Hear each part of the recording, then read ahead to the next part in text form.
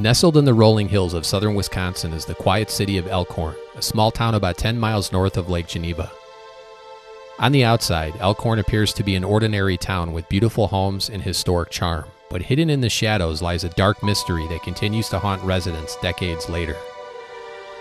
From the late 1980s through the 1990s, locals driving at night on the secluded Bray Road, only 2 miles from town, witnessed a large, wolf-like beast lurking in the darkness. The elusive creature, described as a massive dog man standing upright on 2 legs, has sparked debates and frightened those who saw it on the roadside. In this video, I delve into the chilling accounts of eyewitnesses who crossed paths with the mysterious creature that became known as the Beast of Bray Road. I also explore theories as to whether or not the beast could be a real creature or simply the product of overactive imaginations.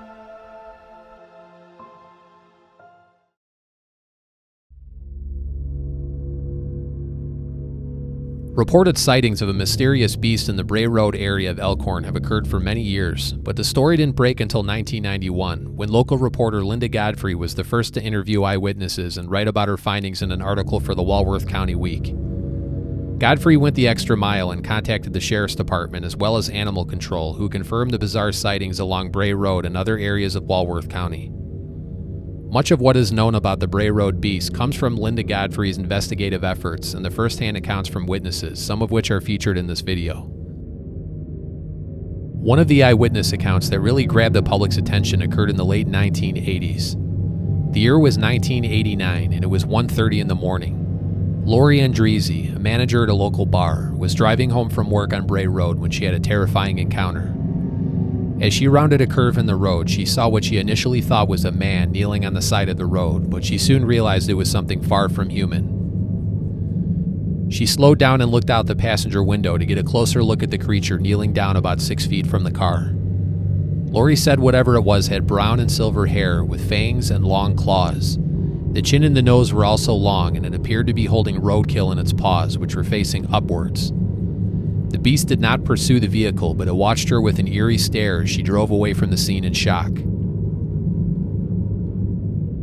2 years later, in 1991, another woman had a frightening encounter with the beast while driving alone at night on the secluded Bray Road.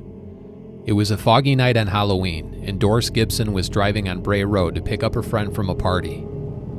She reached down to change the song on the radio and suddenly felt a thump under the car that was significant enough to lift one of the tires off the ground.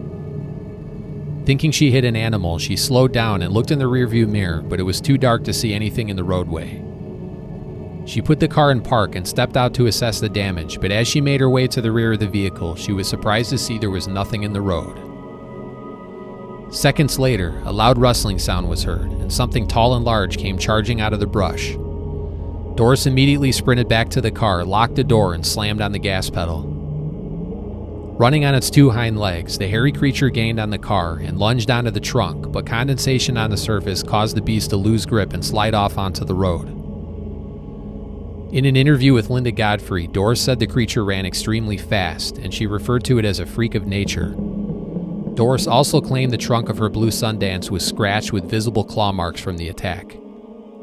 Although many of the reported sightings of the beast happened on or near Bray Road in the 1980s and 1990s, eyewitness accounts existed long before that. One of the first close encounters on record occurred decades earlier at St. Coletta's School in Jefferson, Wisconsin, about 45 minutes north of Elkhorn.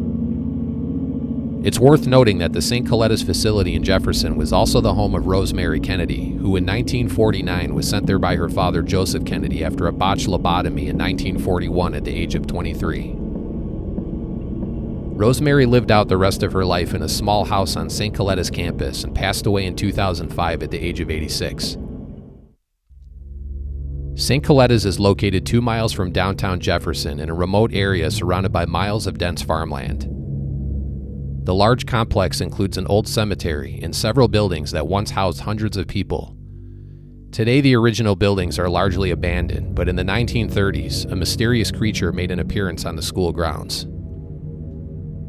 The year was 1936, and Mark Shackleman was the night watchman at St. Coletta's. It was past midnight, and Shackleman was conducting a routine patrol of the property, which included a cemetery and a field with several Indian burial mounds. As Mark walked through the darkness of the field near one of the mounds, something in the distance immediately caught his eye. He saw what he later described as a wolf-type being hunched over one of the mounds on all fours. The creature was digging in the ground like a canine, but even from a distance, Mark could see that whatever it was much larger than any dog or animal he had ever seen. The creature saw Mark approach the mound and stood upright on its hind legs before letting out a loud growl as it ran off into a nearby forest.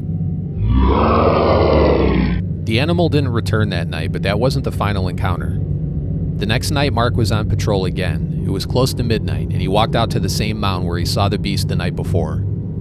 As he approached the mound with a flashlight in hand, he was astonished to see that the creature had returned, and it was digging in the mound again. He quietly stepped closer to the mound and shined the flashlight at the mysterious creature hunched over on all fours.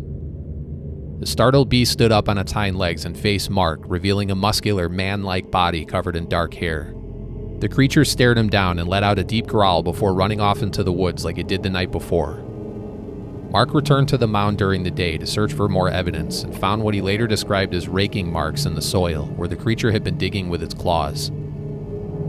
Mark Shackleman kept a scary encounter with the beast a close secret until 1958, when he finally shared the frightening experience with his son Joe before he passed away. Joe Shackleman later revealed the grim details of his father's encounter in various news articles and interviews. He described the beast as having claws and pointed ears, and it stood at least 6 feet tall. The hair was dark brown or black, and it had 2 fingers that appeared to be shriveled or shorter in length than the rest of its fingers.